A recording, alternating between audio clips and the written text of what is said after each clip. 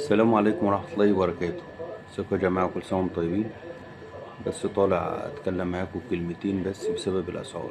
دلوقتي الناس عيني بتيجي تشتري السلع، بتلاقي السلع زايدة، فهي مفكرة الزيادة من عندنا هنا. لا، الزيادة مش من عندنا، الزيادة من الشركات نفسها. النهاردة احنا بنبيع بضاعة مش بنعرف نجيب مكانها. يعني اللي بنبيع صفيحة سمنة مش بنعرف نجيب مكانها، بنبيع كرتونة سمنة مش بنعرف نجيب مكانها. والسعر النهاردة الصبح بحاجة واخر النهار بحاجة تانية. يعني ممكن السعر يتغير في اليوم مرتين، في اليوم ممكن يتغير مرتين. المكرونة كل يوم بتتغير، الصبح بسعر واخر النهار بسعر، الدقيق بسعر واخر النهار بسعر.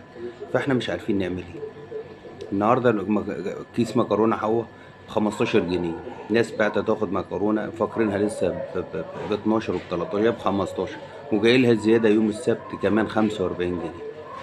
يعني كيس المكرونة هيوصل 18 جنيه. الألبان كلها زادت. الزيوت دي عامله زي الدولار، كل يوم كل دقيقه في حال، يعني كل دقيقه في حال. فطبعا الزياده مش من عندنا. فانا بقول للناس عامه اللي هنا حواليا او بيشتروا مننا، ده غصب عننا. احنا دلوقتي البضاعه اللي بنطلعها لكم مش بنعرف نجيب مكانها تاني. مفيش. هنجيب الشركات ما فيهاش. الشركات كل يوم واحد باعت لي القائمه بتاعت الشركه، كل يوم، كل 3 ايام زياده. جبنا العبور كل 3 ايام زياده. لبن جوينا كل يوم زياده. جميع السلع، جميع السلع، وبالذات السلع الأساسية اللي هو الدقيق والسكر والزيت، بديل السلع الأساسية كل يوم في زيادة.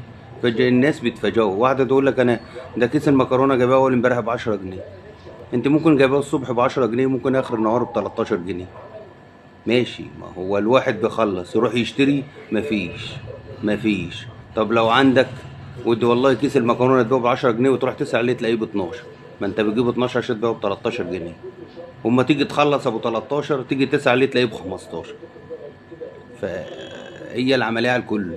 فربنا يطلعنا منها على خير، ربنا يطلعنا منها على خير. الاسعار مش راضي، مفيش. كل دقيقه في سعر. فربنا يطلعنا منها على خير. يلا كل سنه وانتم طيبين.